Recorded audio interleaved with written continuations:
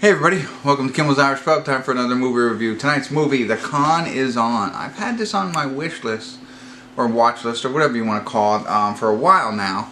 When I added it, it looked good, but it was like 3.1 on IMDb ratings. So I was like putting it off. It has moved up to a 5.1 now. So, it's getting better. That means the more people are watching it, they're rating it higher. So maybe it is a pretty good movie. I mean, it stars, or it has in it, Parker Posey, Uma Thurman, Sofía Vergara, Maggie Q is in it, Crispin Glover, and Tim Roth, just to name a couple of people that are in this. So, kind of interesting. It's in an effort to avoid paying off a massive gambling debt to a notorious mobster in England, a couple flees to Los Angeles and hatch a jewel thief plot. So, a little hot heist movie, little mobster movie. I don't know. Seems like it's going to be funny, I think. But enough people in there that I recognize, so let's give it a shot. It's moving forward in IMDb ratings from 3 up to 5 now, so let me get into it a little bit and tell you what it's really about and see if it's worth watching. Maybe you're interested in seeing it, maybe you're not. Maybe you're not even watching right now, but if you are, I'll be back in a little bit. Hey everybody, I want to do a quick check-in. We're watching The Con is On. We're at the 34-minute, 14-second mark. A little early for some of my check-ins. The movie's an hour and 35 minutes long. But I want to catch up real quick because I think the plot has revealed itself enough for me to share with you. Basically, Tim Roth and Uma Thurman are married. They're a couple. They're over in London, and it seems like they deal drugs or whatever. They're into drugs, that's for sure. So they sell some drugs for money, and then they decide.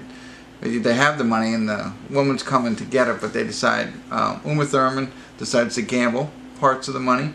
Tim Roth starts to use the money for drugs, all in this one room, and they basically burn through all the money rather quickly at some sort of party, it seems like. And of course, Maggie Q, who's coming to look for the money, who has a previous relationship with Uma Thurman as well, is coming to get the money, and they have to get out of there. So that's why they go to LA.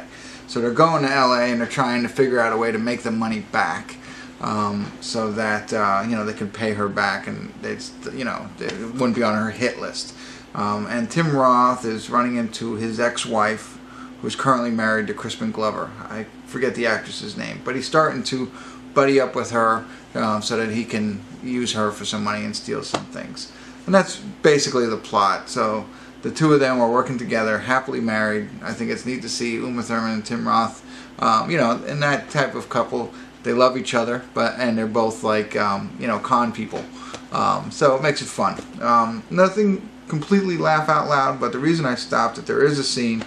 They get over in LA, and they go to the bar to decide, start talking about different things on how they can make this happen, how they can make this money back.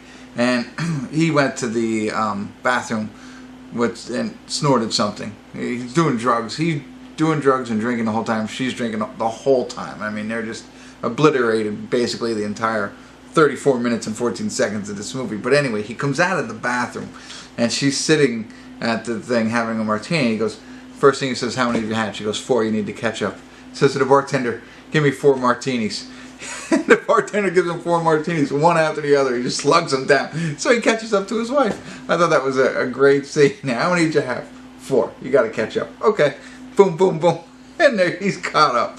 Real cute. I liked it. I giggled inside, not as much as I did just now, but I liked it. So that's the kind of banter that they have together in their relationship. So that part of it is cute.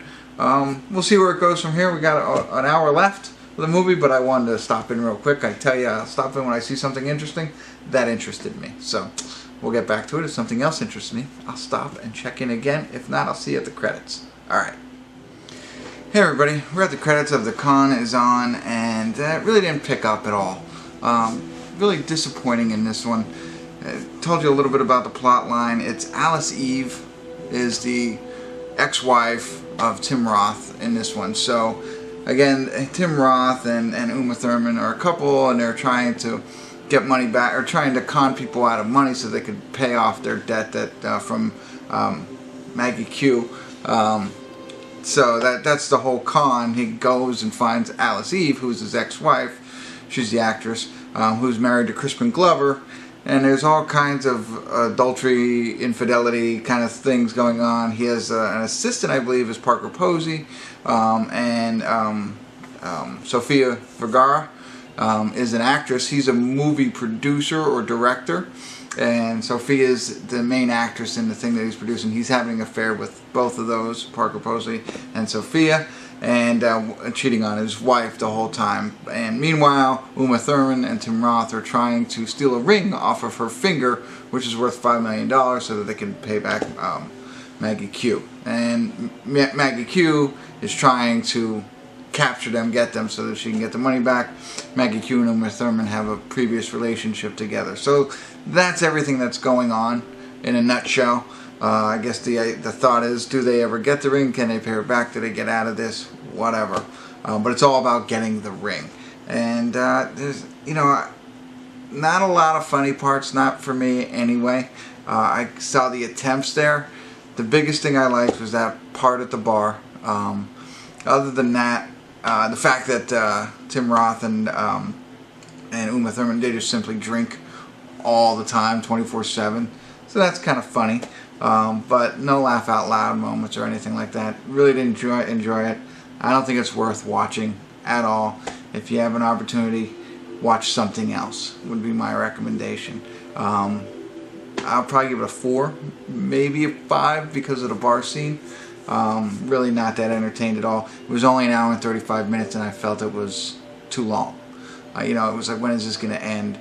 The comedy of errors of them trying to get this ring back and everything just didn't tickle my funny bone.